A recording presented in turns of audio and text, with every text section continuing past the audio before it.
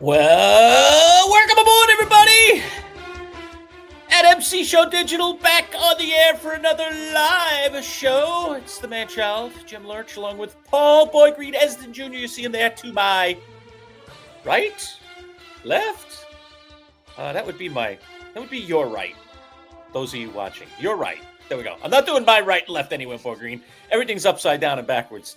Like I said, it's like doing the chroma key in weather. You know, you got to know which direction you're pointing, you know?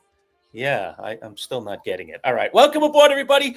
Today's broadcast brought to you by our friends at Play It Again Sports. Play It Again Sports. Erie Boulevard in DeWitt. Was just down at Play It Again last week, selling you those gently used sporting goods. Go see our friends at Play It Again. By the way, they're a franchise, but the ones that support us is Play It Again in DeWitt, right here in good old Central New York. But I won't hold it against you if you go to a Play It Again Sports in your local area as well. So think about that. Our friends at Play It Again Sports, thank you again for their support. And you see our other sponsors up there in the upper right-hand corner of your screen. No pointing.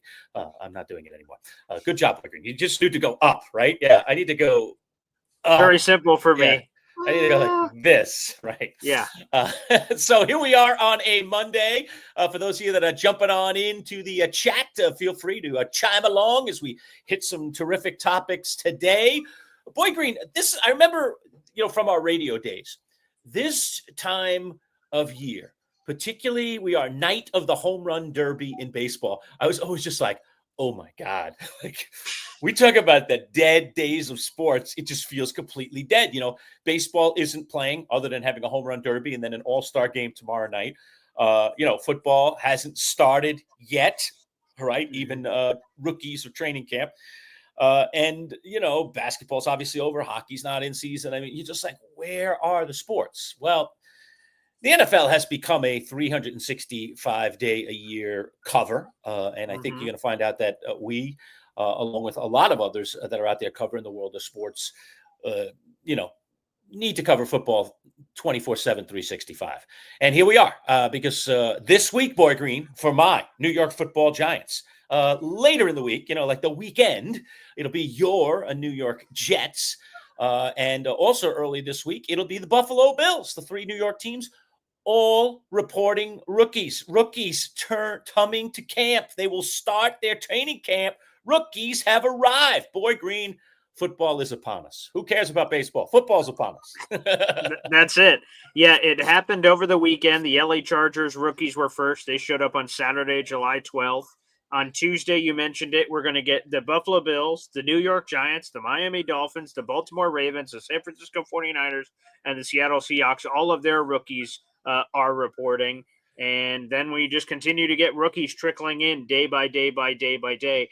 The first full teams will report on Monday, July 21st. The Chiefs and Cowboys will have their full teams reported by then. And then the next day, the entire rest of the National Football League report. So, Lerch, we're finally here. It took friggin' forever to get here, but, the content king has arrived. Yeah, I continue with my many faces of football today.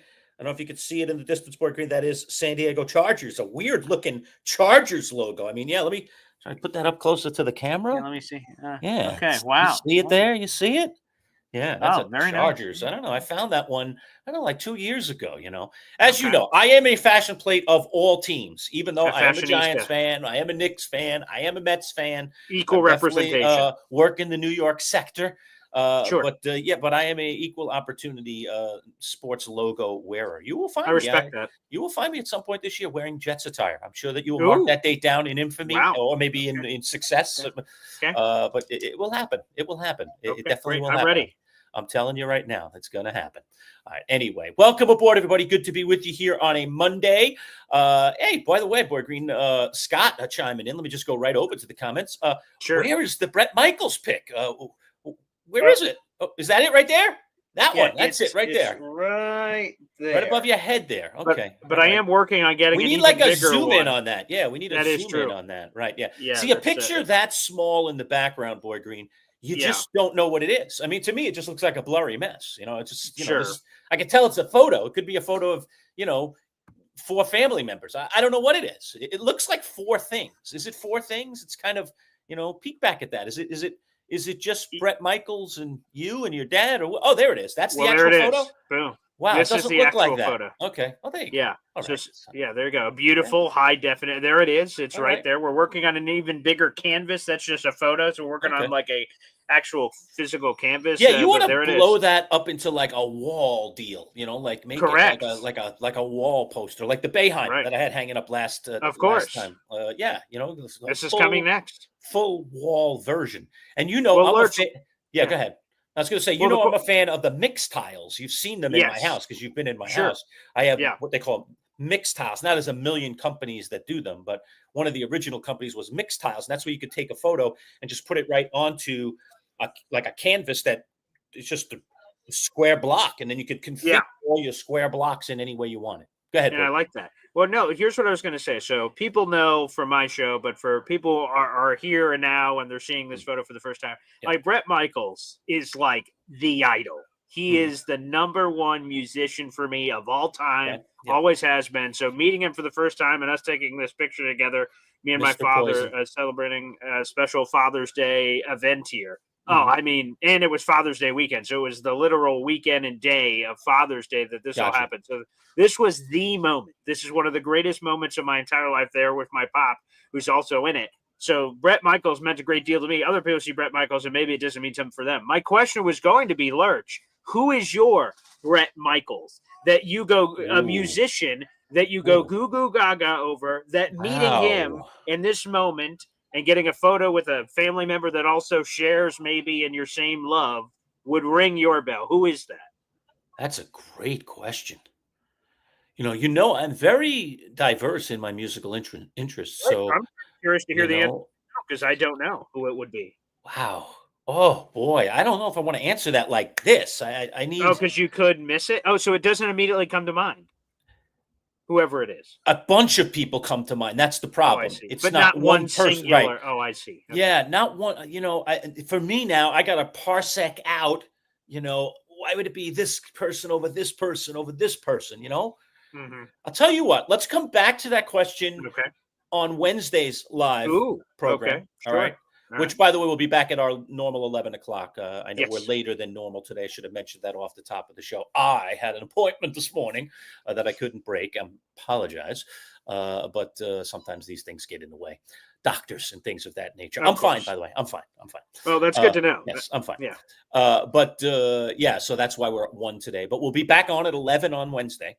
And I will let's re-ask me that question on Wednesday, Okay. and I will be prepared with an entire breakdown, and then I Wow. will answer your question. Regardless of whether I want it to be 5 people, I will get it down to 1. All right. So you're putting that on your notepad, I see. Okay, I am right now. There's no way I'm getting away without this. Huh? This is kind of like that we didn't It's start true. the fire thing, right? I Yeah. had my big mouth. I had to keep saying, I want to write our version of We Didn't Start the Fire. I mentioned that starting like 5 years ago, and then I just kept doing it and saying it and saying it. And then you were like, Lerch, we're leaving radio in 2 weeks. It's official now. We've told our audience and we've let the radio station know that we're checking out, moving over into the cyber world.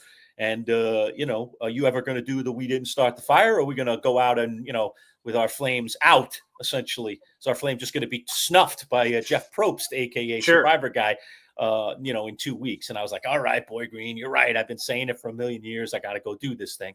And then I did go out and do it. So just like that, all right, a task. And by the way, I will embrace this task that you've given me.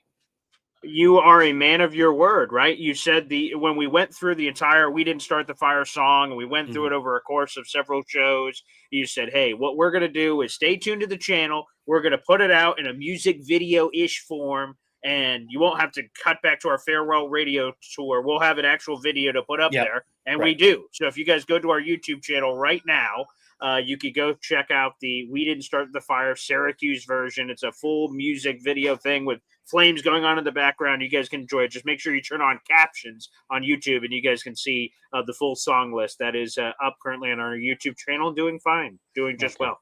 All right. Okay. So there you go. All right. So let's kick it off with football. Rookie camps are kicking off this week. You have the dates. I know you know. I do. It's this earlier in the week. It's the Giants and the Bills. I think they're leaving. They're bringing their rookies in the same day, right? So what are the dates on this? Yeah, so again, one NFL team has already reported their rookies anyway. That was Saturday over the weekend. That was the Wow. LA Chargers. So Chargers their rookies rookies are reported. already in camp. Yeah, Oh they my were there God. first. And they had a multi-day heads up on everybody else because the next date after Saturday is Tuesday. So it's tomorrow, July 15th. A whole host of rookies show up. So it is the Buffalo Bills, it is the New York Giants, but also these other teams I'm about to mention, the Miami Dolphins, the Baltimore Ravens, the San Francisco 49ers, and the Seattle Seahawks. All of their rookies are set to report on Tuesday. On Thursday, so there's a day off. No one's reporting on Wednesday. On Thursday, the full Chargers team reports. So their veterans show up on Thursday. That's coming up in just a couple of days. Raiders and Lions rookies show up. Friday, we got the Browns, Commanders, and Packers. And Saturday is the Jets, Patriots, Jaguars, Bears, and then the full Lions roster. So they're all going to start trickling in here over the coming days. All right, I'll tell you what. I'm going to give you a second. I'm gonna come off screen here for a second, Boy Green. All right. I want you to take a moment. You're Mr. Jets, okay? Set your Jets people up for the opening of rookie camp for the Jets. All right, and I'll be right back. Okay, I'm going to just step away here for a second. I'll be right back. I have a little situation going on here at home, which is really the reason why I'm stepping away. But I know that you can you can handle it. So I'll be right back. I'll be right back. Okay, beautiful. So let's get to it. And the only right way to do it is with this.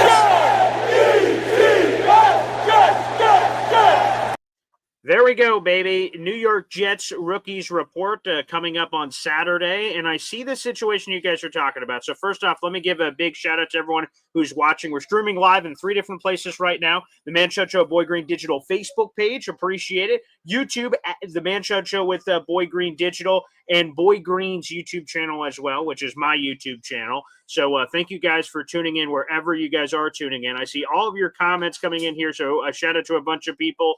Greg's here on the chat. Scotty Mayhem, our number one Austrian Jet fan, baby. And thanks for the merch. Appreciate it. Breeze. Thank you to our number one Austrian Jets fan. Bryant, welcome to the channel. Appreciate you. We see our former intern, Brian DeMuro. Gentlemen, what a time to be alive. Football's almost here. Jamie, I'll get back to your fantasy football question a little bit. Greg Rallo, shout out to you. Hey, Jet fans, LFG, let's go. So thank you to all the Jet fans in there. Shout out to Hop on Pop. He's there in the chat. Hey, now, nothing but a good time, that's for sure. And I'll answer all your questions here. Bunch of questions here. First off, Greg, what Jets player will go off and ball out this year? Great question, Greg. Let's see. Obviously, I've got Syracuse ties here, so Andre Cisco's a player who comes to mind. I think he's coming off a bad year, obviously, which is why he only got a 1-year deal for $8.5 million. But I think he is going to light it up for the New York Jets this year. So I'm very high on Andre Cisco as a random player to sort of shout out here. Braylon Allen is a guy I feel really good about. Garrett Wilson, let's just go to an obvious name, right? Garrett Wilson, I think, is going to freaking light it up and go off next year, or this season rather, with when he's reunited with Justin Fields. It's a former college quarterback. Should be some chemistry there to make some plays. So pretty excited for Garrett Wilson. There's no question about it. He's going to go off. There's a lot of players. So, Greg, appreciate that question. Over to number one Austrian Jets fan saying second-round rookie contract thing is getting tough. That's true. Mason Taylor is one of 30 second-round picks in the National Football League that have yet to sign their deals. To me, this is what I say about this situation, and there's a lot of drama happening here, is that Mason Taylor is going to play for the New York Jets this season. That is going to happen. But the real question is getting through all the BS of negotiations to make sure we immediately get him right into camp. And to do that for the New York Jets, I think they just have to come to a compromise. Mason Taylor wants a fully guaranteed second-round contract like all these other second-round picks, and the Jets want Mason Taylor on the field. So let's skip the BS and try to get him on the football fields as quickly as possible. So Mason Taylor's situation is something to watch. He remains unsigned. But also, Greg, appreciate the question on which players will go off. Again, another shout out to Andre Cisco, the former Syracuse product. I think he's going to have a great opportunity with the New York Jets to have this 1-year deal, cash in, and get some big money in 2026 from the Jets or somebody else.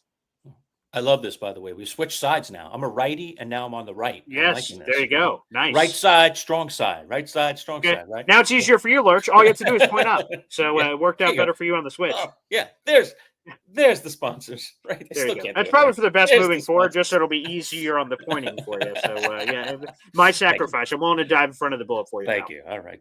Duty calls, as they say. When we were in a radio studio, all right? Yes. no one could really come in the studio. The doors closed. Nobody could come in. It's Sure. kind of a Soundproof, soundproof all that thing. jazz. Yeah. Now, working from the home studio, things like the wife screaming my name in the middle of a show can actually happen if I don't warn the wife that Oh, I'm, boy. in lockdown. So we have a little handy guy, fix-it guy here today, and some questions Sure. needed to Okay. be answered. So I guess my Okay. expertise was Okay. needed. There you My go. apologies. That's We're all back. right. We're Sure. back. Sure. Sure. All right. Yeah. All right. So you got everybody up to date on the Jets. Yes. Obviously, the Giants and the Giants report is it Tuesday, Boy Green? I think Tuesday. it's Tuesday. Giants and Bills are both on Tuesday. Oh, both on Tuesday. I mean, obviously, a very interesting, rookie camp for the Giants because number one, they have a quarterback now in the fold who's a rookie. So everybody wants to know how good is Jackson Dart? When's Jackson Dart going to be ready? Should the Giants just sit back, relax, and let the two vets take the team this year and don't even think about Dart until either the Giants are, out of contention for any kind of playoff berth or anything? Not that they're ready to do that anyway. Or just, and just give him, the chance to just sit and watch. Or, as we see over and over in the NFL, there's only one way to learn, according to some people, and that is get in there and do it.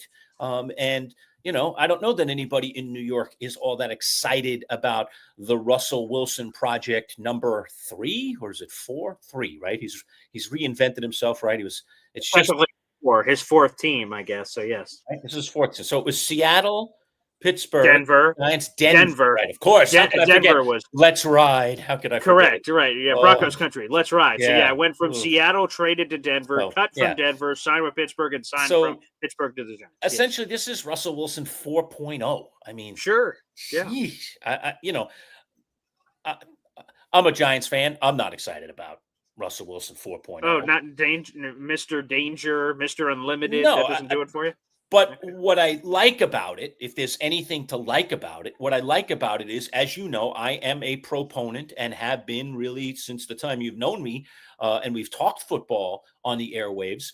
I am a proponent of taking your time with rookies, of not having rookies, get in there right away, have to take over, have to do these kinds of things right away. I think that, learning the playbook, understanding your offensive coordinator, working with your offensive line, even if that's primarily in practice, these are all important things for a young quarterback to do. And I just don't like the fact that too often in the league, we just throw these guys into it. Now, look, there have been success stories. Look at what C.J. Stroud did a couple of years ago as a rookie. Look at last year what Jaden Daniels did as a rookie. There's no debating that some guys are up for it. Maybe in some cases just because the team had no choice.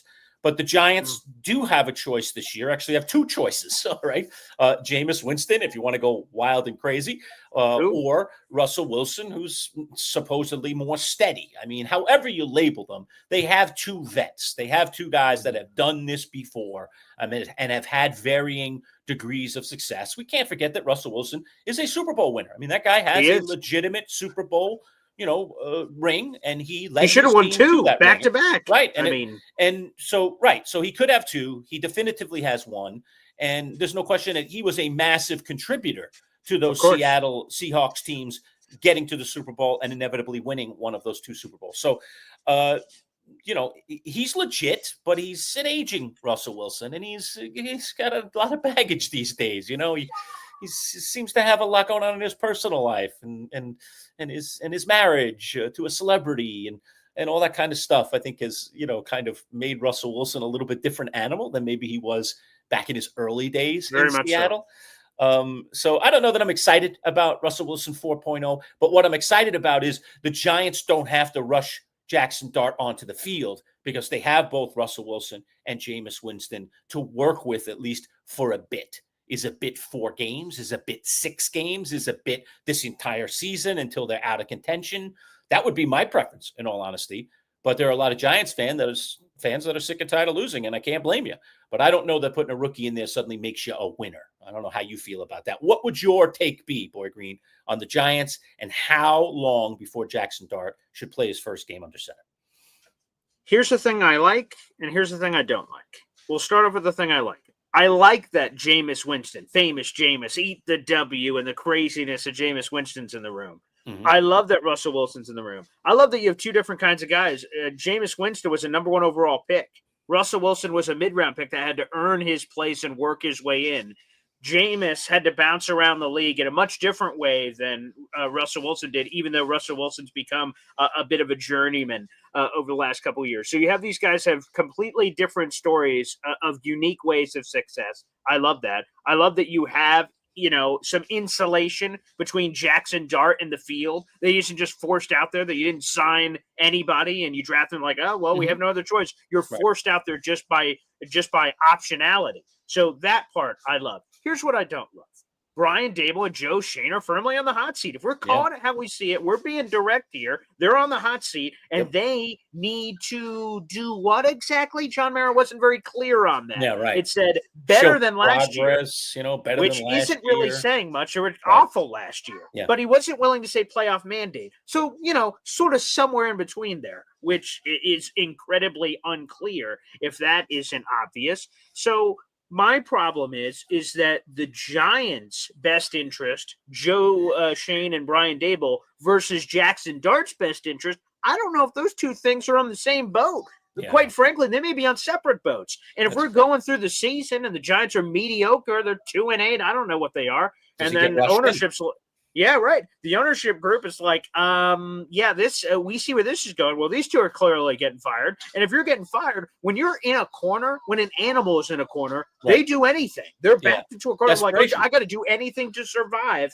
And to me, my concern is that we get to the end of the season, middle of the season, whenever, and the Giants go, so we have two choices here. We let Jackson Dart continue to rot away on the bench, and then we get fired at the end of the year. Or we throw him into the fire, and maybe he does something where all of a sudden, hey, you need to let us see this through. Look, you saw a little bit of a glimpse here. You need to bring us back. Is it in Jackson Dart's best interest to get thrown out in the middle of the season? Maybe, maybe not. We gave the Jaden Daniels example from last year. That's what concerns me about the Giants, is that everyone isn't on the same page moving forward. Yeah, isn't it fascinating that Jackson Dart could save their jobs, right?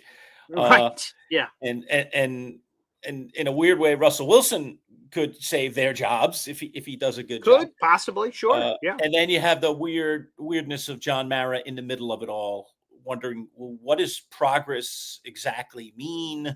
I've said it before and I said it again. It hasn't really been the modus operandi for the Giants, it seems, in recent years. But there was a time where the Giants were very much, I'll compare them to another team, very much like the Steelers. And they stayed the course with things. They were much slower to make dramatic changes, particularly coaches, and even front office staff. Now, they have been through so many GMs. I can't even name them all. There have been so many in recent years, so much change, so many unsuccessful coaches. I mean, the Giants have to be up there in the NFL. We could run this stat if we wanted, Boy Green, but most coaches in the last 20 years, the Giants could be near or at the top of that list. I mean, the Giants are it's like it's a merry-go-round, the Giants with their head coaches. And the GMs haven't been all that far behind, although Dave Gettleman did stick for a bit, and now Joe Shane has stuck for a bit. But I still think they're right up there in terms of not being the once stable organization that they were. And I'm getting the sense that John Mara, as much as he's frustrated, as much as he's upset with lack of production, is going back, it feels like, to the Giants' roots here a little bit and saying, hey, let's be the stable organization that we were. Let's not make changes constantly and keep putting ourselves behind on plan. Let's find a group that we trust their plan and then just give it time to grow. And I think that's what he's trying to do here. But this does feel like a make or break year, which is scary to bring in a rookie quarterback and have it be a make or break year for a staff. It just doesn't seem like that's the right thing to do. If they were going to do that, that was the Giants' intention, then they probably should have made the change before the start of before the draft, obviously. All right, Lerch, let's do some made-up trivia right now in this moment. Do it. Yep. I want you to name every Giants head coach since 2015. No way I will be able to. I won't be able to. 1, 2, 3, 4, 5, 6, including the current head coach. There have been 6 head coaches since 2015. Name them for the New York Giants. Oh, God. Let me try and work my way backwards. Okay. We have All right. Brian Dable. Okay. So there you go, Lurch. Yeah. God. Great. Jeez. And what year am I going back to? 2015. So a decade. We're going 10 years. There's been 6 head coaches. And I was going to say, you have to give me a number, right? I have. There's 6. Okay.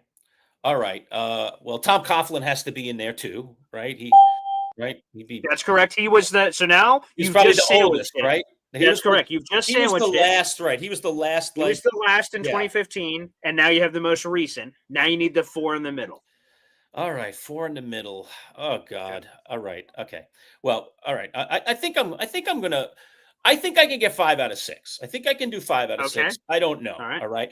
Okay. Joe Judge is an easy one. Okay. Right? That was a disaster. Boy. Yeah, there was 2020 to 2021. He was right before Brian Dable. He happened. Yes. Off of Coughlin went to Ben McAdoo, the offensive coordinator. So Ben McAdoo has to be in there, right? Yep, that would be. That is correct. Yes. Yeah, there you go. You got the timeline right there. Okay. Now you're missing the 2 in the middle. All right. Off of McAdoo. Now I will give you this because they had an interim guy, didn't they? They had like a. There was an interim guy, so that's one of the 2 that's included. Here. Okay, it is. All right. This is actually that's going to help me. I was thinking that was the case. Okay. I remember McAdoo was fired, and he was fired midstream.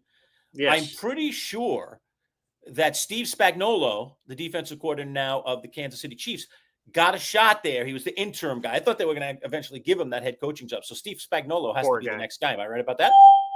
That is correct. Spags. Yes. He got. Let me see. He had 4 games. He got 4 games. He went 1-3, unfortunately, but he had 4 games. You have 1 coach left. Who's the other guy I'm missing? Oh God. Oh, these guys are. And I'll give you a hint if you want it. Mm-hmm. Go ahead. Give me a hint. Okay. He has been on the staff of Deion Sanders in Colorado. Oh, okay. It's Pat Shurmur. There you go. Way to go, Lurch. I got it. Let Thank you for the clue. It definitely helps. There you go. Yeah, beautiful. A guy that I'd like to forget, to be honest with you. He's very forgettable. Well, don't we all wish that? Yeah. Yep. Him and Joe nice Judge. job, Lurch. I mean, we went back to back, right? Think about that. We went McAdoo, Judge, Spagnuolo. Let me take Spagnuolo off. McAdoo, because he's an interim. Judge and Shurmur. Shurmur and Judge. McAdoo. Well, yeah, it was Shurmur first. So, it was McAdoo, Shurmur, Judge, and Dable. Ugh. That's gross, man. Here are the records. That's Joe gross. Judge went 10-23 as a head coach. Awful. Pat Shurmur went 9-23. Slightly worse. And then Ben McAdoo 13-15. But remember, the thing he did was benching Eli Manning for Geno Smith, ending his NFL Ironman streak, which incensed Giants fans everywhere. Right. Oh, boy. Yeah. Oh, man. But good trivia knowledge here, Lurch. There you go. Way to go. Here's a good comparison. This is interesting. All right. So John chimes in on this one. I like this one, John. He says, I had seen Craig Morton play at Yankee Stadium. Now, Craig Morton is one of the old-time Giant quarterbacks, and he was kind of like a stopgap guy, I would have called him. He was like, we need a vet for a little while. A bridge. Bridge. Perfect. That's the word I was looking for. He was a bridge quarterback for the Giants, and he did have his moments, but overall, disgusting. I mean, kind of a dark time for the Giants. So, and Hep was alive to see it. Beautiful. Yeah, that was a good one, Hep. All right. Yeah. So he saw Craig Norton. Yeah, I wish we all hadn't seen Craig Norton back in the day, but he was a bridge. He was a bridge. Yeah. So I don't know. I hope they can wait on Dart. I really, really do. But I am intrigued, just to get back to our camp talk here a little bit. Sure, I am very intrigued by rookies reporting for the New York Football Giants because not only is Jackson Dart, obviously a lot of eyes going to be on him. And then, of course, number 3 pick in the draft, people are going to be excited about you. And I think there are a lot of people in New York excited about Abdul Carter. We've been waiting a long time for the next Lawrence Taylor, and I know those are big, big shoes to fill. And if the Giants were smart, by the way, they could have already had the next Lawrence Taylor, as you know, Boy Green. We were in perfect position. It was our position of need. We didn't have to change our draft pick. We could have just simply stayed in our spot and chosen Micah Parsons. and he would have been Micah Parsons' New York Giants instead of the disgusting, despicable Dallas Cowboy that he is today. Sorry, Micah, but he should have been a Giant. Yeah. And if the Giants hierarchy had half a brain back then, speaking of guys that are no longer with the organization, they would have just simply selected Micah Parsons, and we would have had our next version, our next iteration of Lawrence Taylor. And now we're going to try to repeat that now with Abdul Carter. Lerch, do you remember who the Giants traded that pick to?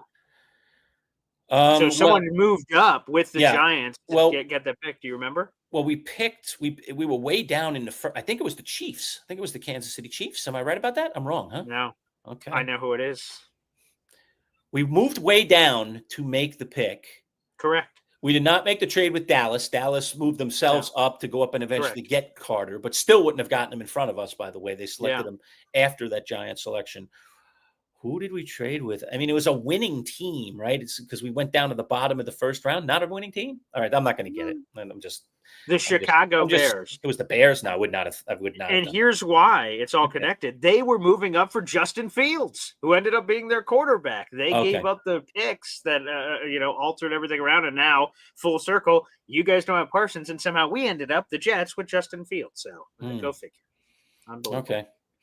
All right. Well, hey, it is what it is. But but I agree with you though. Abdul Carter obviously is this massive storyline because there's been a line of Penn State pass rushers, Parsons being one of them, LeVar Arrington being another one that came through the league. So to keep the number 11, which is the legendary number at Penn State, going, they had a lot of really good players, and Abdul Carter looks like another one in the line of really good players out of Penn State. All right, and let's just take a minute to talk Bills camp. All right, rookies reporting for the Bills. No quarterback. Obviously, they have a quarterback. What is it that Bills fans should be looking forward to here, Boy Green, in terms of rookie camp, guys that could make an impact this season that they selected in the draft this year? Obviously, the Bills picking pretty late. Yeah, let me channel a Kanye West song because I know how big of a Yeezus fan you are. Okay, Manchild. It's All in the Lights. All in the lights. Of course, Hard Knocks, baby. Boy Green, all you want. I still won't identify it. Okay. I see. I tried to do my best for the Kanye West Yeezus fans in our audience. It didn't help me at all. No. Okay. Well, excellent. I'm glad. I'll use that for future when we're in future trivia games together, and I can sort of charade you to the end. Know where I can go now. Yes. It's the Hard Knocks cameras. Come on. That being around. And what a dichotomy. You have this Buffalo Bills team that they themselves are the lovable losers. No one ever gives us credit. We've been this and that. They had the 17-year playoff drought forever, and everyone's like, I feel bad for that team. And now they've completely flipped the script, of course. They have the reigning MVP in Josh Allen. They've been really good in the regular season. The playoff success has been sort of middling. There's been some adventures, but they always run into the same buzzsaw, which is the Kansas City Chiefs. So they're a fascinating team that they never get enough attention. And now they're going to get the ultimate NFL lines of Hard Knocks. So that to me is going to be incredibly fascinating to watch. They have holdout storylines with James Cook. Is he holding out? Is he holding in? What about the additional celebrity? Josh Allen marries Haley Steinfeld. So now you got that celebrity factor in there as well. So there will be some fascinating things about that. Some fun stuff for the Bills fans. Sure. Yeah, right. It doesn't the James Cook thing, I'm sure is a little bit, you have to look sideways at it. But for the most part, you look at this Buffalo Bills team and it should be hubbub, hype, and all the juice that should come with being one of the best teams in the National Football League and a team that went really deep last year that got better. So that's got to be an encouraging sign for Buffalo Bills fans. Just you mentioned Cook. Let me just go down that road with you for a second. I mean, what do you make of it? Why is this going on right now? Why is this guy trying to get ahead of the curve here? What do you make of what's going on with James Cook?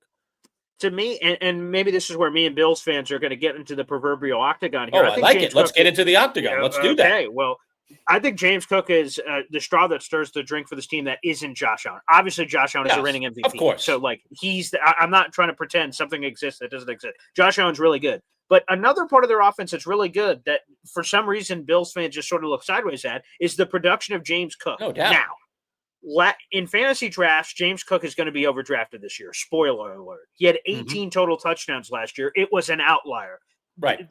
touchdown regression is coming for James Cook. He went from like 4.64 to booyah, 16 touchdowns. You're like, whoa, where did that come from? And people are going to overdraft him, and people will be disappointed because Probably. that touchdown production is not coming again. Josh Allen's going to eat up a lot of that work in the red zone. But for the year that it was, there's a lot of touchdown production. But that's not what I'm talking about. I'm just talking about being the engine of the offense, leaning in the run game. When the Bills do that, they seem to work out very well. Again, Josh Allen was the MVP, but there is a balance to making sure that Josh Allen wants to play for many more years, and so he doesn't get beat with a cinder block. You want to have another balanced part of that running game. The Bills do not seem interested in extending James Cook at the number, which we brought on Sal Capaccio, Buffalo Bills sideline reporter, a bunch of weeks ago, said the Bills want to re-sign James Cook, but not for the number he wants, which takes us to where we currently are. I just don't believe in the Bills running backs on the depth chart. So if we're playing a game of chicken and I'm James Cook, I go, okay, Ray Davis, okay, Ty Johnson, you replace James Cook. Yeah. Oh, you good luck. can't? Okay, then come pay me. So I think that's the awkwardness here. It sort of brings me to Pittsburgh in a weird way, that the Steelers are, quote unquote, all in around Aaron Rodgers and they want to win so bad, but they're refusing to pay TJ Watt the money he wants. That seems anti-Steeler. If you're going all in, then you need TJ Watt. Bills, if you're going all in, you need James Cook. I know James Cook doesn't have the cachet that a TJ Watt does, but he seems so important. Why wouldn't you have all guns blazing going into the season with the maximum firepower you could have? This potential issue with James Cook, I try to address it. Either give him the deal he wants, or if you can sweeten the table. Okay, James Cook, we'll give you a little bit more guarantees. We'll do whatever we need to do to get you on the field for 2025, and we'll figure it out after the year. That's what I would try to do if I'm the Buffalo Bills. Yeah. Okay. Look, I agree, and I think Cook is an important player, and the Bills should know better. I mean, they went through that period where they had Singletary, and who was the other? They had a little duo there for a while, and I was just like, come on, like what? Their running game wasn't credible, and then Cook comes along. They draft him, and he's made them legit in the running game. So I don't understand why they're at odds with each other in a lot of ways. It doesn't make any sense. He's an important complementary piece to what Josh Allen brings to the field. And let's face it, I mean, even though the Bills have invested certainly some draft capital in the wide receiver position, this still to me are not an elite wide receiver team. And they have an elite quarterback, but they don't have an elite receiving core. Conversely, look at Joe Burrow in Cincinnati and the elite receivers he has. So they haven't even given Josh Allen those receiving tools that he really needs. I know they had Diggs for a little bit, and that was helpful. They kind of had a number one. I think they're kind of back to hoping that some of their guys develop into a number one. But do they have a number one? I mean, is there a clear-cut number one in Buffalo? I'm not sure there is. By the way, to answer your question, Zach Moss may have been the player you were looking for who paired up with exactly Devin it was Moss Singletary. They were going with a kind of a thunder and lightning kind of theory there. I mean, didn't they learn from those days that having a good solid running back matters? No. The poor running back position, Boy Green, it just won't get any respect in the NFL. I don't know at what point, something's got to give here with running backs getting their due respect in the NFL. And I'm not even talking just about pay. I'm just talking about just importance. I still think the running back position is immensely important. Yeah, I see Jamie, the FedEx guy, who's made the transition to digital. So, Jamie, salute to the Jamie! Gods. What's up? Appreciate you. He predicts the Bills are going to trade for Alvin Kamara from the New Orleans Saints when the Saints stink and the Bills versus Rams Super Bowl. So there's a lot to unpack there. I would just say if the Bills are unwilling to pay James Cook the price he's looking for, now they're going to trade a valuable asset for Alvin Kamara and pay the guy. I don't know. That makes sense in Madden. I'm not sure if they'd be willing to do that now. I'm not saying Alvin Kamara isn't a better player than James Cook, because he is, but I'm just not sure I see them going to that aggressive level if they're not willing to go to the aggressive level for James Cook. But Bills Rams Super Bowl, that could be a lot of fun. And Kamara's, been banged up, and he's, how old is he now, Boy Green? He's got to be in his 30s. I mean, am I wrong that Kamara's in his 30s? He's got to be 30, 31. He's got to be. He is 29. Wow. Okay. So but that is remarkable. He turns 30 in 11 days. So that's right around the corner. We all know about the running back position and when it starts to kind of fizzle. And, that 30 age, believe it or not, I mean, that sounds so crazy. It's like we're talking about Olympic gymnasts or something, I mean, the running backs' shelf life, other than a select few, The shelf life is narrowing and narrowing and narrowing. We're seeing it in the NFL. Let me ask every you a year. quick question, Lurch. A random Alvin Kamara trivia. So he's played in the league for, let me make sure I get it, 8 years. So he's been in the league for 8 years. How many 1,000-yard rushing seasons do you think Alvin Kamara has? In those 8 years, how many times has he rushed for 1,000? So you're painting a picture one way or the other. I'm just going to guess where my gut tells me because I don't know Kamara's numbers. I mean, he is a guy that catches a lot of balls. So that, so his numbers are always good overall. But how many times has he actually rushed for 1,000 in 8 years? All right. I'm just going to guess here. Gosh, I hope I'm right. I hope I didn't go to the wrong end of the spectrum here. Because part of me, when you first asked that question, I was going to go high. Now I'm actually leaning the other way, that I go lower than 4. So I was thinking, we're just thinking higher than 4. Now I'm thinking lower than 4. I'm just going to go with my gut. 3. 3 is my answer. 0. Alvin Kamara has never rushed for 1,000 yards in his career, and I was expecting that kind of reaction because, right, Alvin Kamara, we all talk about him routinely every year about being the superstar running back. Yes. He has never rushed for 1,000 yards. He's been close once or twice, but he has not done it because it's that receiving work. This guy, in every year of his career, has caught at least 47 receptions as a running back, but quite often it's been much more than that. He has 81, 81, 81. His first 3 years, 81 catches, 81 catches, 81 catches, 83 catches. Those were his first 4 years in the league. Insane production as a receiver. So, again, in theory, a lot of those pieces could make sense to Jamie the FedEx guy. The Bills' fit offensively could make sense. But, again, that's just sort of a crazy thing that people don't realize on Alvin Kamara. Wow. Well, I know you are a savant when it comes to remembering dates and years and people, all right? Mm-hmm. But and one of our commenters here, Johnny Boy, asked, now ask Boy Green the same question. The question he's referring to, of course, is who are the last group of Jets head coaches, all right? So for me, that's not my thing per se. Not that I don't know statistics and stuff, but that's not my thing to remember dates and stuff. But Boy Green he's like a football savant. Go ahead, just take us back. Go ahead, just take us back like only a decade. We don't need to go like 3 decades because he probably could go back 3 decades. Right. Yeah. So this question's sort of insulting, but I'll answer it for you guys because that's the kind of guy I am. In 2015, and all the dates, I'll give the dates too. In 2015, the New York Jets hired Todd Bowles. He was the Jets head coach for 4 years. That took us to 2019, and then he was fired. The Jets hired Adam Gates. He was the head coach for 2 seasons, in 2019 and 2020. That went awful. He was fired. Then Robert Saleh was hired, and that takes us through to our current date. But if you want interims, because that happened once, because last year was the first time in Woody Johnson's history as an owner in 25 years he's ever fired a head coach in the middle of the season. Jeff Ulbrich is the interim coach, if you wanted that one too. And if you want another nugget on top of that, Robert Saleh had COVID for a game, and a random coach on the staff had to fill in for that one game. That is Ron Middleton, our former tight ends coach, for those trivia nights. And the opponent was the Jacksonville Jaguars. It was a Jets-Jaguars game. Ron Middleton had to step up because of COVID. So those are all your coaches over the last 10 years for the Jets. And obviously the current head coach right now is Aaron Glenn, who is hired in January. All right. So there you go. All right. Well, look, we are going to big time, ramp up football coverage as football really gets going.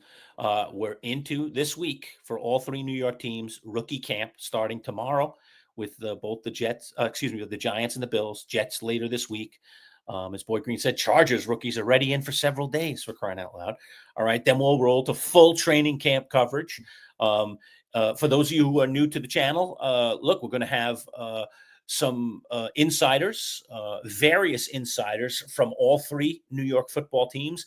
We've already done interviews, and you can go back and look in our archive if you want, with Sal Capaccio, who is the Bills sideline reporter. We have some other insiders for the Bills, including we'll introduce another new insider to you this week on our right here on our channel, on our YouTube channel. So you don't want to miss that. So we'll get you some varying perspectives.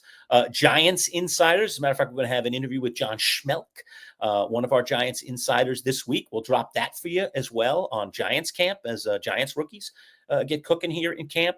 And we'll do various Jets insiders as well. We've already had, who did we have earlier? We've had Nick Faria, our Nick Jets Faria, reporter right? from Nick Faria. JetsXFactor.com. Yeah, Yes. and we've got other Jets insiders as well, including my partner here, who's infectiously all about the Jets. So, yes, so we'll definitely not only cover football and in particular the New York teams very, very vociferously, but we'll bring you some different perspectives. So it won't always be the same person week in and week out, because we want to give you some different perspectives and also explore some different worlds. Sure. So we will do that. As a matter of fact, we already had Ed Valentine for the Giants. So this week we're going to bring you John Schmelk. So there's a little taste of, again, changing things up a little bit. I'm sure we'll have Ed back. Ed's terrific. And I'm sure we'll eventually have John back because John is terrific. But we're always kind of peeking around and trying to see if we can give you some different points of view, because frankly, it's nice to get a little bit of variation when it comes to that kind of stuff. By the way, today's broadcast brought to you by our friends at Play It Again Sports. Our friends at Play It Again Sports with gently used, as we say, gently used sporting goods. You could save a ton of money by going to our friends at Play It Again Sports. Just take 30 seconds and tell you all about it. Warm weather sports season is here, and if you want to gear up and save money on some of the top brands of golf, soccer, and baseball equipment, and much more, Play It Again Sports can be your solution. With both new and gently used gear, Play It Again has prices way less than regular retail stores. And for all you golfers out there, get some quick money for those clubs you've got stashed away and are collecting dust. Play It Again is always looking for quality gear. No appointment necessary. Just bring it into the store. Play It Again Sports in the DeWitt Town Center on Erie Boulevard. Don't spend more. Play it again. Play It Again Sports. Syracuse.com. All right, so there you go, our friends at Play It Again Sports. Got a couple of things coming off the comments here, Boy Green, so let me jump on over. By the way, Jamie, we'll get to some Wimbledon coverage in just a little bit. I will touch on Wimbledon, so I have been quite the tennis and golf savant over the years, so I will give you a little Wimbledon. I saw the women's final. I saw the men's final. I watched much of the tournament. I do enjoy tennis. I do enjoy the sport of golf on top of my other areas of expertise, so we will just touch on that just because it's Wimbledon and because it was the finals. We'll give it a little bit of coverage on the podcast today. But here's one question for the panel from Johnny Boy, who says, in the NFC and AFC, who do you predict as the Commanders team if this season, before the season starts, of course, I think he's asking us for there's a little bit of broken English there. I think he's asking us for a prediction on the Commanders. Is that what he's saying? No. I believe the Washington Commanders were a surprise team last year that went all the way to the NFC Championship game. Who would the surprise team be in the AFC and NFC for this season? It's a great question. So I'll just look at the NFL teams as they are. So one from the AFC, one from the NFC. He wants one from each league, huh? Okay. Yeah, one from each of the conferences here. So, a surprise team. So a team that people do not see coming. Okay. Let me start on the NFC. Let's see. Who rings the bell as a surprise team? I don't know if they would count as this, but I'll put this team out there. The Minnesota Vikings. Now, they won 14 games last year, but the quarterback is gone. Sam Darnold is in Seattle, so the quarterback they're relying on is a rookie, J.J. McCarthy, who blew out his leg in the preseason. So that would be a team that you would – and what you're really believing in is not – J.J. McCarthy himself. Maybe you are if you're out there in the universe, but it's Kevin O'Connell being an awesome offensive coordinator, and you sort of plug and play like Mike Shanahan used to do at running back with Clinton Portis, Dr. Dewich Big, who did it with Denver and Washington. Just put any running back in his system, and they can pump out 1,000 yards. Maybe it's the same way for Kevin O'Connell, KOC, with the quarterback position. So that's a team. First, I'm going to go a little riskier than you in the NFC. All right. Than a team that won 14 games and all the infrastructure's back, and the only thing that really changes is the quarterback. They still have a great offensive line. They still have a good defense. Same coach, same continuity. Sure. I'm going to go with our good buddy Jamie's Chicago Bears. I think we've been talking about the Bears for a few seasons. I think they have the potential. I certainly think they have a bunch of weapons, and in a brutal division with Minnesota, Green Bay, and Detroit, all to look up at. So you would have to say if they get there, they're a surprise team. So I'm going to go with the Bears as my big surprise team. Actually, I'll give a better NFC since apparently it didn't meet up to the qualifications. I don't like that Minnesota thing. Yeah. How about this? This Giants, is a real the Giants, Boy Green. It's not the Giants. No. But I'll start in the NFC. I'll give you a team that was picking in the top 10 of the 2025 NFL draft. Okay. That has a chance to win their division. That's better. Okay. I'm going to go to a good friend of the program, and Jamie just said it. It is none other than the Carolina Panthers. Anish Shroff, a good buddy of the program who we'll have in. How about this? Bryce Young looked awful earlier this past season. We're like, oh boy, bust central. And then he gets benched for the Red Rifle, Andy Dalton. And everyone goes, boy, is Bryce Young, the little guy from Alabama, is he going to get traded before the deadline? We're like, what's about to happen here? Yeah. And unfortunately, you don't root for this. Andy Dalton and his family actually got into a car accident, and suddenly he injured a part of his body where he couldn't step onto the field. So the Panthers had no other choice but to go back to Bryce Young and cross their fingers. Back in there. Yep. Yeah. And Bryce Young was awesome. And they were like, wait, what the hell? But so we take him out because he stinks. We throw in a veteran. Veteran randomly gets into a car accident in his real life. And we have no other choice. We are forced to bring out Bryce Young. And that little time away, that sabbatical that he went on, apparently unlocked some things. And Bryce Young looked really good. They drafted Ted McMillan, the wide receiver out of Arizona. There might be something there. Dave Canales is an offensive guy. Bryce Young, did they unlock something there? Derek Brown should be healthy after missing a year last year. He's one of the best players on the Panthers roster. Carolina is a very intriguing team as this dark horse sort of team. So, okay, Lerch, let's go over to the AFC. That's a lot of rhetoric to try to figure out how Carolina could do something, but I'll buy it. That would be a surprise team. A much better pick than the Vikings, who would not be surprised. Right, AFC. Yes. AFC. You got one right away? Because I'm pondering. Sure, yeah. I mean, there's a lot of teams that immediately come to mind because the AFC is friggin' loaded. They're friggin' stacked. So there's a lot of different directions you can go. Obviously, what about my bleeping New York Jets, for goodness sake? I mean, come on, man. This is a team that won 5 games last year. The Jets, baby. Come on. It's the Jets. Justin Fields. Jump back into it. Make the playoffs. The playoffs. Yes. Justin Fields. Jets. You want to jump on the Jets train, Lerch? There's plenty of room. No, I do not. Thank you. I see Bill, the produce guy, says the Steelers. It's hard to – the Steelers went to the – 10-7 last year. No. We're in the playoffs. That's – come on. I am trying to look at non-playoff teams. Okay. See, like I could go down this road, the Cincinnati Bengals, they were a non-playoff team last year, but they were 9-8. And come on, I mean, and they had one of the best offenses in the league. So and it was I'm looking for a surprise team. Okay. Boy, this is a real stretch picking this team. Oh, okay. God. I don't know if I want to do it. I don't know if I want to go that risky. All right. I'm between two teams right now. Okay. One is not that risky. I think the Colts could be, the Colts. Oh, do tell. That's completely risky. Give me the Colts. But I don't think I'm going to take the Colts. I think I'm going to go down a deeper, darker road. The Jacksonville Jaguars. Ugh, you don't like them at all, huh? Trevor. Well, here's it. Okay, what to love? Travis Hunter. Cool story. Two-way players. You're going to play on both sides of the ball. Fascinating. Right. Liam Cohen, the Duval, that idiot who gave that viral moment in press conference and left Tampa Bay high and dry. Mm-hmm. I just don't like Trevor Lawrence. Goldilocks has not lived up to the billing of the number 1 overall pick, best prospects since Peyton Manning and all these other things. And he's been paid, and he hasn't delivered on a consistent basis. He's won 1 playoff game in his career, and it's only because the Chargers had one of the greatest, or one of the greatest playoff collapses of all time. The Chargers chargered is the only reason he even has a playoff dub. So, but that's a good for the answer to this question. That's a good creative one to do. I'm sticking with it. I'm going to stick with it because I think he. I know you're right to say it. He's shown no ability to rise to the level of the pick that he's the number 1 overall pick, for crying out loud. Yes. And not only that, he was an emphatic number 1 overall pick. But I'm going to go with the Jags. I like that. He could, with the right offensive coordinator, he could, in the right situation, finally, realize his potential. And I'm going to go on that idea that he does realize his potential. So. And by the way, quick shout out to here for Johnny, who says the Falcons, he had that one up there. Yeah, go ahead. You put it back up. Yeah. So Johnny's saying the Falcons. That's a fun one. Michael Penix Jr. was one of my favorite quarterbacks coming out of the draft last year. Raheem Morris. They switched quarterbacks. They didn't make the playoffs. I like the Falcons answer. That's good.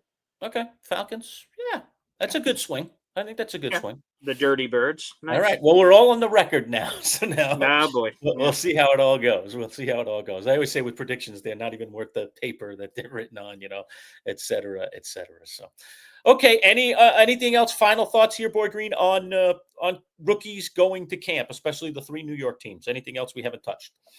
Yeah, I mean we've basically touched everything. Like I said, the rookies for the Jets report on Saturday, we talked a little bit about that. Justin Fields intrigue. Anytime a team gets a different quarterback, that's intriguing. So them going down that path, they obviously open up the season against the Steelers. We'll talk about that when we get closer.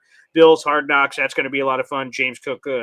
Hold out, hold in storyline. What the hell is going to happen there? And then, of course, Giants. When will we see Jackson Dart? And then specifically for preseason, because it seems like regular season that he's such a far way away because of the other quarterbacks on the roster. So, Right. the Jackson Dart, seeing him in the preseason. We have a preseason game this month, believe it or not, to kick us all off for the Hall of Fame game. So it's exciting.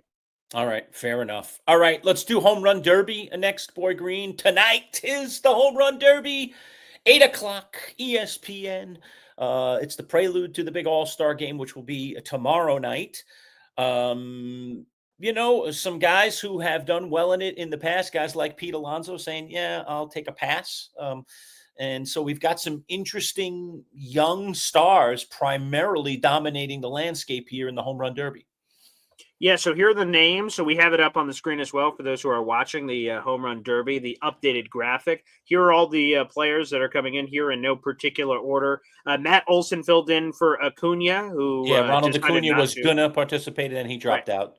So He is going to still participate in the All-Star game, the last I heard. So apparently he's just choosing to skip this portion of the exam. So Matt Olson, his teammates in there for him. You have Jazz Chisholm Jr., the Yankees, he's in there. O'Neal Cruz, the Pirates, he's in there.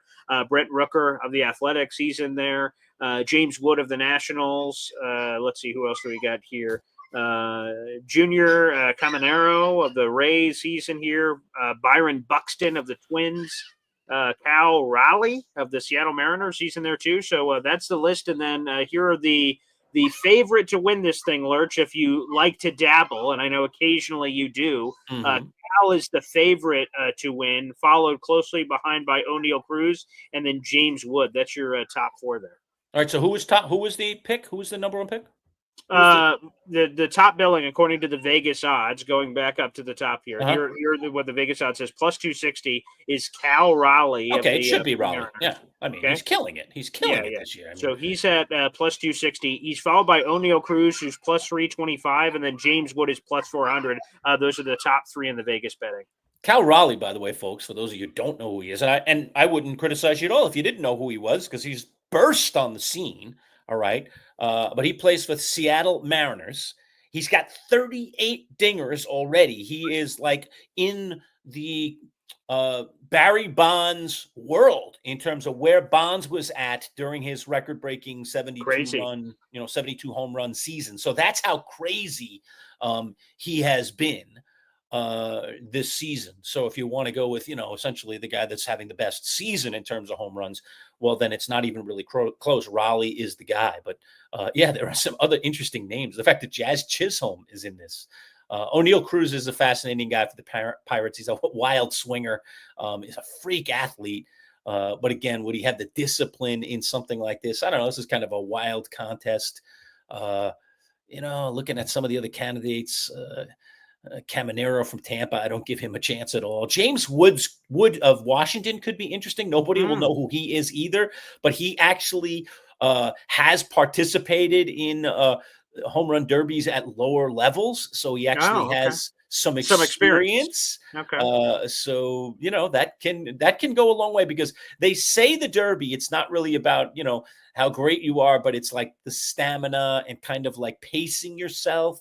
And then Olsen obviously is in there, for Acuna, but he'll have the home field, the crowd kind of behind him, kind of thing. But I don't know that helps him to win this thing. So I'm sticking with the guy that's go ahead. Yeah, the person who's hit the longest home run this season, he's not in it. That's Mike Trout, 484 feet. Right. But the next furthest distance guy of a home run this season is Byron Buxton, who's in this field with a 479-footer. So he is on this list among the people who have had the longest long ball of the year. Byron Buxton is second in major leagues, and obviously he's on this panel as well. Yeah. All right. And he's could be a little bit of a sentimental favorite. He was asked earlier in the week about why he's doing this. And he said he's doing it for his family. He's doing it for his kids. La Familia. It's like, okay, all right. This guy's proper motivation, kind of going in with a purpose. So, yeah. So home run derby is always fun. I don't know. I don't love the announcing of it sometimes. I don't know who's Yeah. on it this year. For Right. years it was Chris Berman, who was a I felt like it was just a bleeping situation there. Just bleep bleep bleep bleep bleep. So yeah, I don't know. Hmm. And I don't like. For a while they were showing. I loved how they were showing you every home run, but now it's just like they're banging them and like you're not even It's seeing the end clippy. of the shot. Yes, And right. Yeah. very clippy. You're right. So that kind of bugs me a little bit. By the way, don't forget to subscribe to our YouTube channel. Forgot to mention that at MC Show Digital. We need to build up our subscribers, and we're doing a good job. We're slowly but surely moving those numbers up. Just so you know, we're gonna have some giveaways related to new subscribers, including those of you that sign up today and have signed up for us already. We're going to give away some really cool items. We showed them on camera last week. One of them I actually have sitting here on the wall, Boy Green. I'm getting used to this thing. People better hurry up and start subscribing, and I'm keeping it. I'm really not going to keep it. But that's my autographed David Tyree, the catch picture, fully framed. We will send it to you in the frame. It is autographed. I should have read the autograph the other day, but it has Tyree's autograph, and I think it has the Super Bowl number on it. Yes. It's not autographed to me, so it's not personalized in that way. So it would sit very well on your wall as well as it is on mine. And that will be just simply for being a new subscriber. So, Right. Sign up some friends, sign up some neighbors, sign up some other people who love sports content, like the kind of stuff that we're putting out. And again, it's at MC Show Digital to become a subscriber. And I know a lot of you who are watching us right now are subscribers. But like I said, tell a few friends and so on and so on and so on. We're trying to grow our community here a little bit as we walked away from radio, like 2 weeks ago. Crazy. Yeah. Yeah, it's crazy. So we're a digital product only. And we obviously push it out to our social media portals as well, on X, on Instagram, and on Facebook. But we do want to try to build our community through the YouTube channel, where everything we've done so far has been archived. So you can look at anything that we've done. We're producing shorts during the week as well. So some fun stuff, little side things. I did a little tribute to my dog Mookie over the weekend. Very cool. Get to know my dog, who, by the way, is just 2 feet away from me, perfectly sleeping here during the entire show. I do not excite him, I guess, based on what I say, but he does like the sound of my voice, and apparently it hypnotizes him and puts him to sleep. There you go. And I would say 2 things here. First off, make sure you guys like the video as well. That's a free way to contribute to the show. The more likes the videos get, the more that this video gets recommended to other people on YouTube that can discover the show. So that's always a big help. And just to explain of why you should advocate for more people to join our subscribers, is there's going to be tiers. Once you reach this many subscribers, we're going to give away something. Once you reach this many, so it behooves you to sign up your friends and family and anyone else, and be a big advocate to get other people to subscribe, so you would still have a chance to win some of that awesome gear. So good luck to all you guys out there. Please help spread the word if you can. The Manchild Show Boy Green Digital, or at MC Show Digital. And hey, we'd love to give away a lot of this stuff. Yeah, so very cool thing. And the giveaways are coming up. So subscribing sooner rather than later is going to benefit you to be involved in these giveaways. And it's going to start with that David Tyree autographed and framed The Catch picture. Beautiful, beautiful. 8x10, beautifully framed. Lovely, lovely, lovely. It'll be tough to see it go. Sorry, David. All right. I still got a beautiful ball signed by him, though. I'll bring that. I saw the ball. Yes. It's in my living room, Boy Green. So I will bring the ball nice. up. We're not getting rid of the ball, but I did tell the story of the ball last week. Yes. And I will show you the ball that Boy Green so magnificently got autographed by both David Tyree and Eli Manning. Very cool football. Very sweet. So I'll show you that ball for all you Giants nuts. Even you Jets nuts can appreciate. Again, with it's not even that we just appreciate it. We appreciate it more than you could possibly know, and that's why I have a David Tyree. It's not the Super Bowl ball, but just another ball behind it, plus the David Tyree book. Is with if Eli Manning wasn't born, Tom Brady would have 9 Super Bowl rings, and the nauseating thought of that is disgusting. So, a enemy of your enemy, a friend of your enemy, an enemy of your enemy's enemy, like to us. If we'd rather neither of you guys have won the Super Bowl, but since we were forced to root for one or the other, I was 1,000% the biggest Giants fan on the planet. I want the Patriots to burn in hell, and so it was wonderful. So shout out to Big Blue for winning both of those. I appreciate it, and so does every Jets fan on the planet. All right. Fair enough. Johnny Boy, before we get off the home run derby, because it'll be the last thought we do here, Johnny Boy saying, do we like the new style of the home run derby? And when will they bring back players like McGuire and Sosa and that kind of rivalries it's missing in baseball? Yeah, I think they've tried to tweak it. The one thing I would give baseball credit for, Boy Green, is that at least the home run derby hasn't become as bad as the slam dunk has become in the God, that's NBA, awful. which has just become a laughing stock. So I know they've tweaked it. I know they've changed it. They're doing the clock now, and then you get your timeout. I think that's probably going to be the format again this year. I haven't seen if they've changed the rules for this one. I'll watch it tonight, obviously, to find out if they've changed any of the primary rules. I don't think they have. You still get to select your own pitcher. I know that, and they're going to be doing that again tonight. I think baseball is trying to do the right thing with the home run derby, and they are, despite the fact that it's not like must see, it's still enough to want to watch it, whereas the slam dunk is just become a disaster. It's just become a laughing stock. Who is, again, Matt McClung? Who the hell is that? I don't know. I know because he's been winning it, but that doesn't get me off the couch. Just to explain it real quick, this is from MLB.com. They just posted this today. What is the format for this year's home run derby? There are 3 rounds to the 8-player derby. First round, semifinals, and finals. In the first round, the 8 players each have 3 minutes or 40 pitches, whichever comes first, to hit as many homers as possible. There's also a bonus period for each player that lasts until they record 3 outs. Any swing that doesn't result in a home run within the period. If a player hits a home run of at least 425 feet within the bonus period, the period is extended until the player records a 4th out.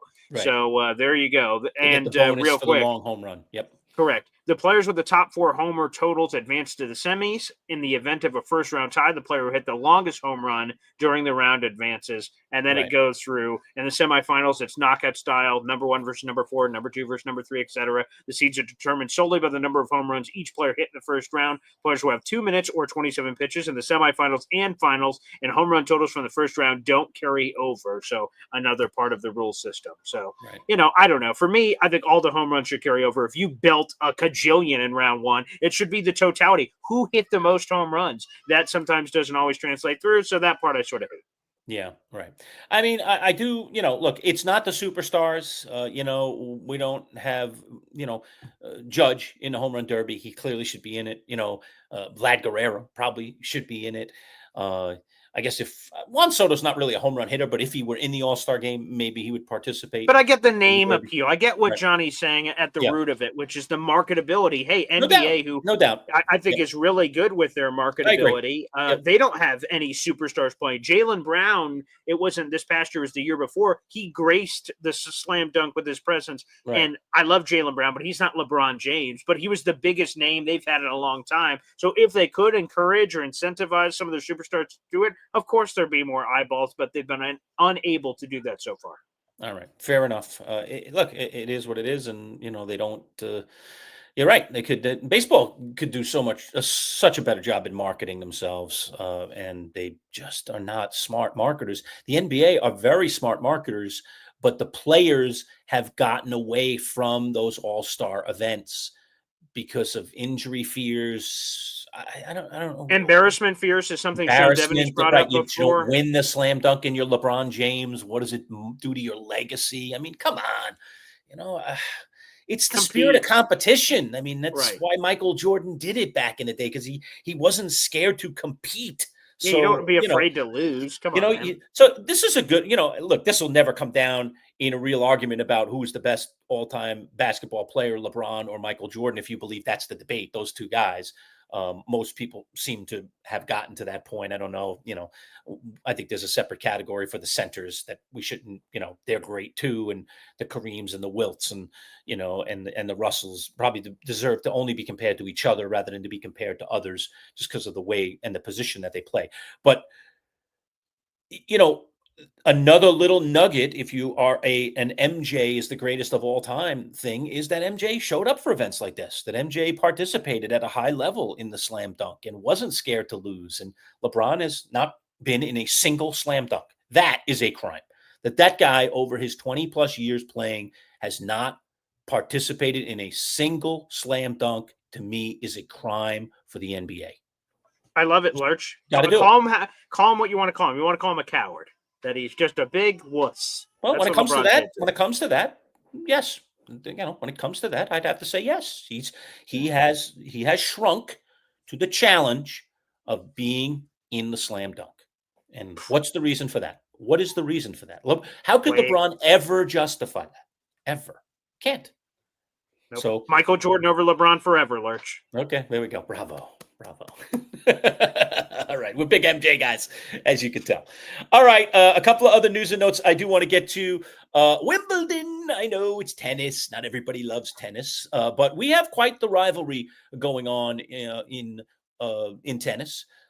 We've lost two of the big three, and the third of the big three, Novak Djokovic, is he's fading, and he's fading a lot faster than I think a lot of people would have thought. And we have this guy, Yannick Sinner, who won Wimbledon, avenged, a devastating defeat in the French Open that he looked like he had in the bag.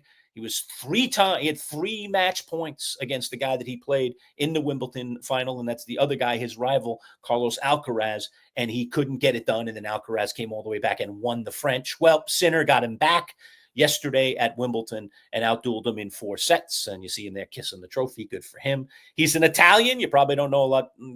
First of all, he's the first Italian in the history of tennis to win the Wimbledon championship. Wow. Men's side. Okay. So it doesn't happen very often. As a matter of fact, it never happens until this guy comes along. He's terrific. He's a big serve and volleyer. He's got a big serve. I think he thrives better on the faster surfaces.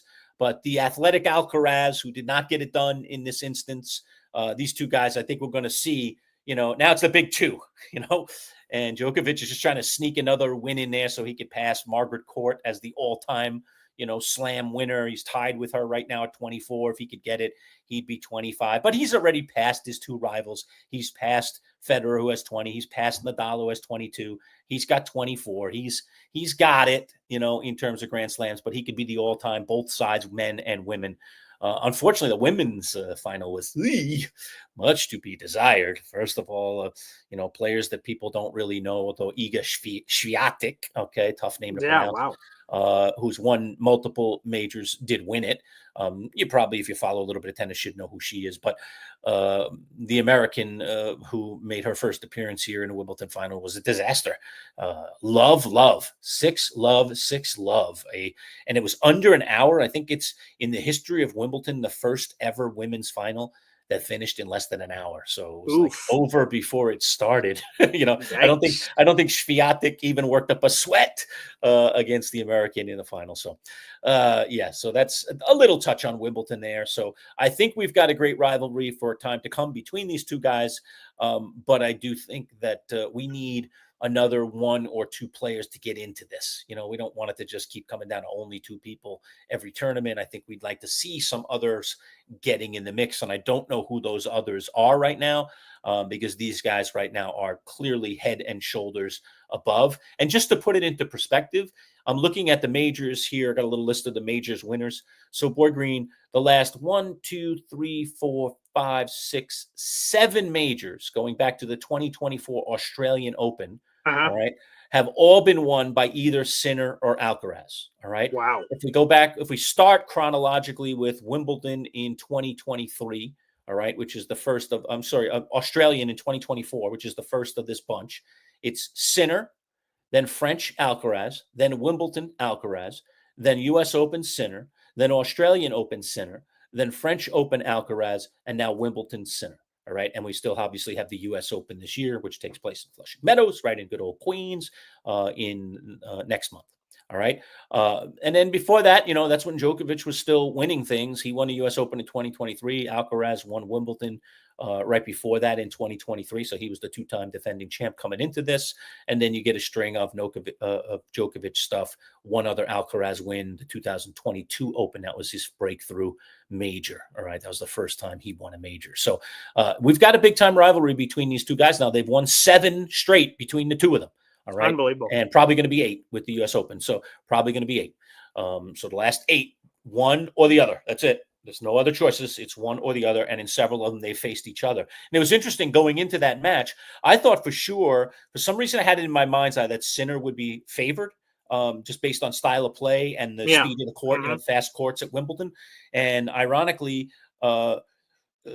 Well, I thought originally I thought Sinner would be favored, right? Just because of style. Then I Yes. went and looked up the numbers. And going into the match yesterday, Alcaraz was 8-4 overall against Sinner and 3-1 in championship, in Grand Slam finals against Sinner. So that tells you the exact opposite, right? That Right. in essence, when it's mattered and when they've just played, Alcaraz has beaten Sinner. He's doubled them up, 8-4, and he's tripled them up 3-1, in Wow. finals. So I was like, oh, shouldn't he be the favorite? And he wasn't. He was the underdog right before they threw up the first ball and served the first ball. He was plus 100. I almost jumped on it, Boy Green. I'm glad I didn't, because it went the other way now, didn't it? Vegas, again, smarter than the average person, knew something that we obviously didn't know. Big shiny buildings, Lerch. Yeah. Big shiny buildings. So, but we'll see if that thing evens out a little bit. So now it's 8-5, and now it's 3-2, and a couple more wins for Sinner, and all of a sudden this thing will be like 50-50 with these two guys.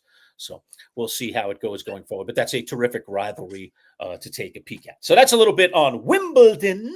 And then the last thing I definitely want to touch today, Boy Green, back to the NBA. There's always drama, isn't there? There's always drama. And why does so much of it, oftentimes circle around LeBron James? All right. And there he is, LeBron James. Okay, so is it much ado about nothing, as his agent, Rich Paul, says from Clutch Sports? Sometimes you just have to listen to the noise or let the noise play and not do anything. But what is happening here, Boy Green? LeBron, apparently, he's signed another year to stay on with the Lakers. But rumblings, if you buy the rumblings, are that the Lakers haven't done enough with their roster to get LeBron excited, and that LeBron, even at his age, still would like to put another ring on another one of those fingers, and therefore he's somewhat unhappy, dare I say, with ownership of the Lakers, which, by the way, we all know is going through this big change, right? Because the Buss family has given up their share. Now, Genie's still going to be in charge. I think they said for at least 3 more years. Correct. So that should be through the end of LeBron's career if he were to stay in LA the whole time. Many thought he would not even dare to think about leaving LA. He has a home out there now and all kinds of connections, and he's obviously in the movie business and doing all kinds of business ventures. And in many ways, LA is the capital of everything, in terms of those items. So one would think LeBron wasn't going anywhere, but there are rumblings again that LeBron is thinking about being somewhere else, and the rumors are flying left and right. So I ask you, Boy Green, I mean, is it just much ado about nothing? Is it what Rich Paul says? It's just noise, and you got to let the noise happen, or is there some substance to this noise with LeBron James? What do you think? One of my favorite things in sports is athletes saying something to the effect of, you know what, those are media-driven narratives. I'm not about that. Right. But if we go back to the root of this, that all of this hubbub about LeBron James, so like even let me go before the hubbub, okay? He had a player option coming up at the end of the year. All of us assumed he was going to accept it. LeBron James is a Laker guy. They just traded for Luka. He's not going anywhere. He's a Laker guy. That's what we all assumed. And then LeBron James, in concert with accepting the player option for his Lakers deal, gave this very ominous statement about, hey, man, I'm accepting my option here, but I'm going to sort of be looking very closely at what the Lakers do, and we'll see what happens. And I'm sure that they would honor my desire to win another championship, and I want to be on a roster that has a realistic chance and all this other stuff. And it made a lot of turns sideways go, wait a second. Could LeBron James get traded? Is this setting up for? And again, all of that drama is from LeBron. So the only reason we, the media, are talking about it is because LeBron is the one that put this in the statement and left the door open for all this potential hoopla to happen. To me, I think it is legitimate.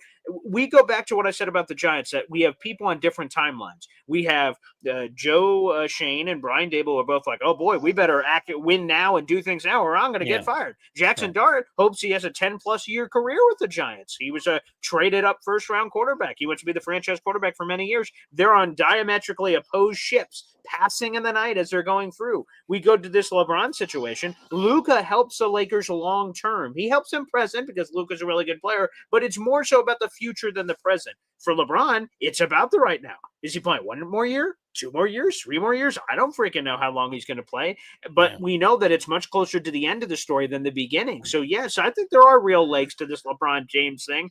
And apparently I've heard some of the teams that have been mentioned, the Dallas Mavericks, or LeBron could reunite with his former teammate Kyrie Irving. That noise has been out there in the universe. I haven't heard this is an official team, but Knicks fans are like, this is now the time to get LeBron James. So I've heard everybody all over the place. I do think it has legs. I think it is legitimate.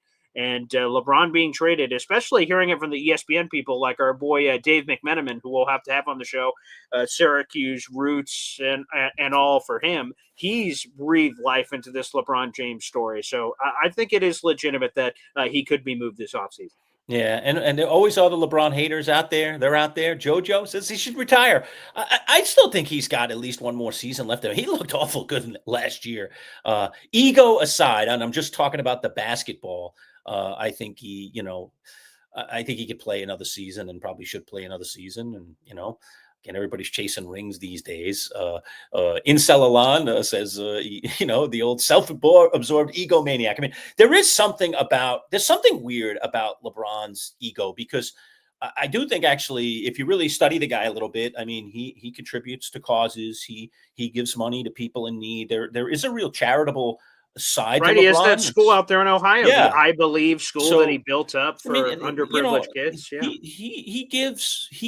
I think he is a giver when it of pieces of his legacy, pieces of his fame money. and money. Yes, Yeah. of course. So I think there is a charitable side to him. He's obviously a very well-spoken guy. I mean, you can't. Oh, for sure, very eloquent. Yes. But then there is this thing about like LeBron and his legacy and how sometimes when stuff like this comes up, right? Is he bigger than the team? Like, it's the old like, well, if they don't put the roster together for me, then I might walk. It's like, I don't know.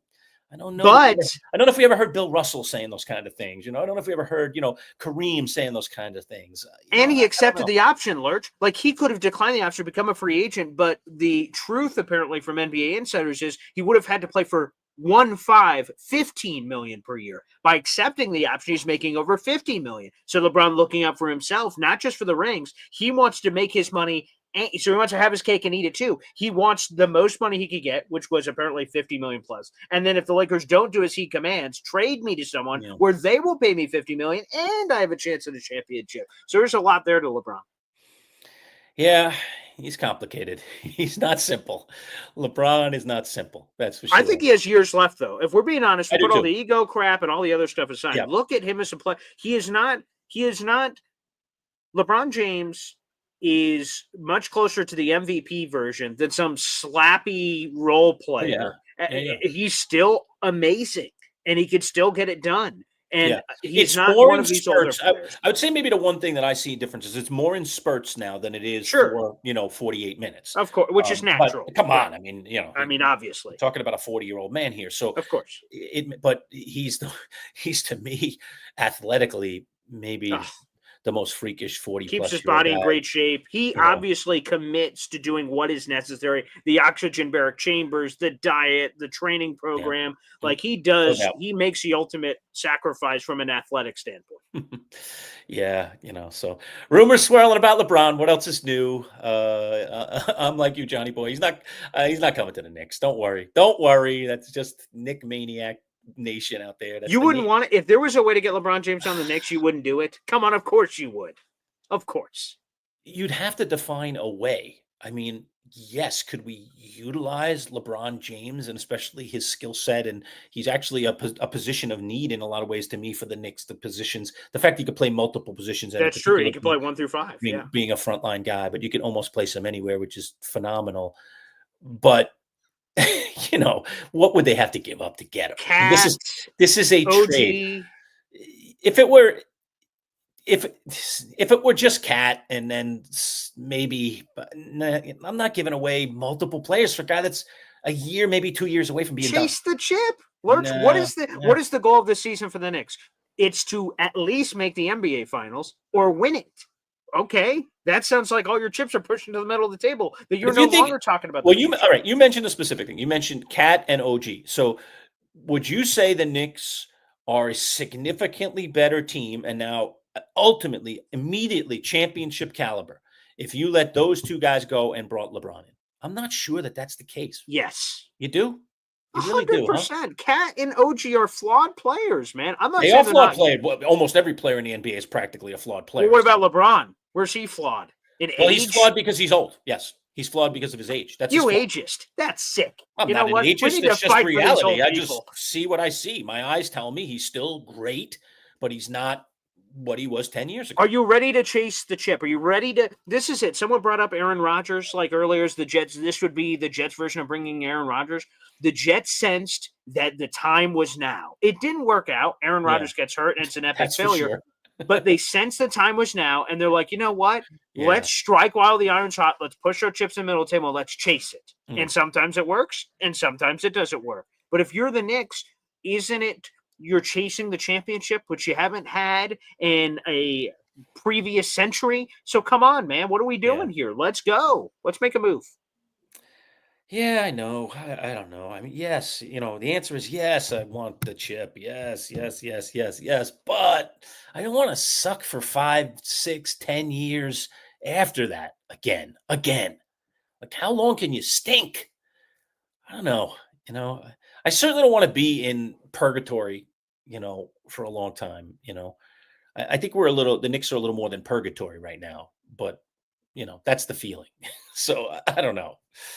I don't think LeBron's the answer at this point. And LeBron could have been the answer 5 years ago, like when the Lakers got him. Then it could have been the answer. That would have been a trade I would have been willing to make and give up real assets. I think LeBron at his age, I would give up very few assets to get him. Lerch, can you humor me for a second? Okay, we're Plus, I don't think financially we can do it anyway, to be honest. Okay. With that. But Lerch, humor Talk me about the here Knicks. for a second. The Knicks. Okay. Yes, of course. There you go. We're Syracuse guys, obviously, with that connection. You remember Dino Babers. Do you remember that introductory press conference, Lerch? Do you remember what he said? Yeah, he said, close your eyes. Close your eyes for me, Lerch. Imagine this. Go ahead. All right, I'm listening. Okay, close your eyes and visualize this. Now open them. There he is. LeBron James in the Knicks skier. Close your eyes, visualize it, and presto. There he is. In the blue and orange there of the New York Knicks. The white, blue, and orange. Look at that. Huh? Face of the league? Why wouldn't you want some of this action? I don't think so. I think at this point I'm not interested. Looks great. Anymore. There was a point where I clearly would have been interested. I don't think I'm interested anymore. Wow. I just think some things are best to just move on from. It's time to move on from Nick dreams of LeBron James. And here's the other thing, Lerch. Yeah. I mentioned that the moment to strike is now. And not only because of all the things we talked about with the Knicks, but unique things happen. And they've happened. Look at the Eastern Conference. Tyrese Halliburton, ankle exploded. Jason Tatum, ankle exploded. You talk about the Pacers, who I just mentioned Halliburton, but then you also lose Miles, who jumps over to the Bucks. Right. And Damian Lillard, speaking of Achilles exploding, Achilles exploded. The Knicks can smell the blood in the water. And now, not only of your own team's construct, but what more can we do? So we're already here compared to the rest of the conference. And then what one move we can do to push us even higher on the list and give us the best chance for a championship. Come on, Lerch. Hey, Alon's on board with me. He says maybe 15 years ago. I'd be willing to go back just 5, Alon. I'd be okay 5 years ago, but I'm not going back. No. I've moved on, man. It's just time to move on. This is Jalen Brunson's team. And they got to build a championship roster around Jalen Brunson. No, Lerch. This is Mike Brown's team. Oh, yeah. This is Mike Brown's team, baby. Oh, I hope this is not as bad as I feel like it might be, Mike Brown. I hope at the end of this upcoming Knicks season, you are not having to give me therapy because it could happen. It could happen. All right. We're going to wrap things up. I just want to set you up for this week, folks. Tell you some of the fantastic things that we have coming up this week. Bud Poliquin will be back. We'll do our normal brunch with Bud. That's going to be normally a Tuesday drop for us. So you definitely want to keep an eye out for that. Bud Poliquin is my former radio partner, and he always has a unique take on sports. We kind of bounce around with whatever's going on in sports. So we'll do that with Bud. So that's going to drop for sure this week. We're going inside Bills camp with Anthony Prohaska, right? Doing a little inside Bills. Yes. Do a little preview of that, Boy Green. What's that all about? Yeah, Anthony Prohaska of Cover One. He's been a wonderful guest in our past. He gets wonderful insight. He's had Mina Kimes on the show from ESPN. He's had a lot of superstars. They have Bills players on their team to break down all kinds of insights with the team. So it'll be great to hear from Anthony. Again, the start of all this hard knocks action, the James Cook situation, a lot to check on there. So we'll get a inside look at Bills camp with all the rookies reporting on Tuesday and then the veterans reporting a few days later. So Anthony Prohaska of Cover One. We're going to do Giants camp as well. John Schmelk, I mentioned it earlier, our Giants insider who does all kinds of stuff for the Giants, works right in their building. He's going to join us this week to talk about rookies reporting for Giants camp. So we're going to do that with John. That's coming up this week. We're going to hold Jets till next week, Boy Green. So all you Jet maniacs out there, we're going to do Jets camp with one of our Jets insiders next week. We'll also preview the British Open. Have a cup of tea. Not too. We're off of Wimbledon now, but we're still living out there in the British world. And it'll be Jim Roy, our Central New York golfer extraordinaire. If you saw last week, and you can still go back and watch that interview, I interviewed Jim's son, Kevin Roy, who finished top 3 in a PGA event just 2 weeks ago, a little less than 2 weeks ago. His dad, Jim, who played on the tour and who also played on the senior tour and still competes at a very, very high level. He will be in with us for every golf major. We do a little fantasy draft where we each pick three players and we compete against each other. So we'll do our fantasy draft and we'll talk about this year's British Open, which is coming up this coming weekend. Lerch, have we settled our situation? Because I'm pretty sure I won. You did win. Yeah, you did. Yeah. It's okay. It's official. I didn't really get to celebrate it at all or anything. So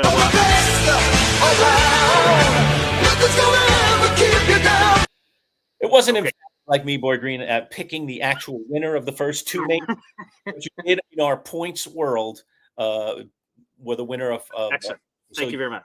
The choice of first, second, or third pick. So start mulling it over, my friend. All right. Interesting.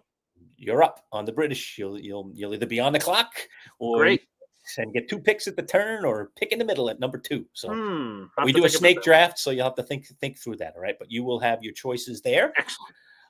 And so we got the final major of the year. I've already won the season-long contest. You guys can't beat me now.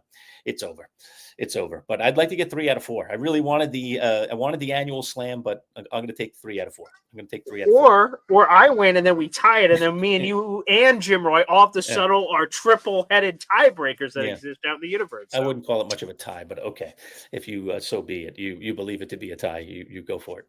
All right. Anyway, so that'll do it for today, Boy Green. Final thoughts if you have any. Yeah, just wanted to give a shout out to everybody and a reminder that we're streaming live on the Facebook page, The Manchild Show Boy Green Digital. Appreciate everyone who watches over there. The Manchild Show Boy Green Digital on YouTube and on my YouTube channel at Boy Green 25. For all the people that are over on the Boy Green channel, I imagine there's going to be a lot of people that watch my normal content that are watching right now. If some of this content that you heard Lerch talking about, not all of that's also going to be available on my channel. You guys will see the live interviews over on the Boy Green channel. But if you want the full shish kebab, you got to make sure you subscribe to the Manchild Show with Boy Green Digital. So make sure you hop over to that YouTube channel separately. If you tune into any of my morning shows, Boy Green Daily, I always have a direct link to the Manchild Show Boy Green Digital YouTube page in all of my YouTube descriptions, so it makes it even easier for people to jump over. So make sure you guys subscribe to that channel. Hit the bell notifications so you don't miss any of these videos. Not every interview and video on our channel is live, so that guarantees that you won't miss any of it. So please, guys, make sure you make the transition over, and shout out to the people that watch live and Lerch to people that watch after the fact, because I know a lot of people could be working right now. So shout out to those people as well. And again, today's title sponsors, our friends at Play It Again Sports. Play It Again Sports in the DeWitt Town Plaza in DeWitt. All right, folks, another one in the books. We will see you live again on Wednesday at 11. We'll be dropping content in between. So,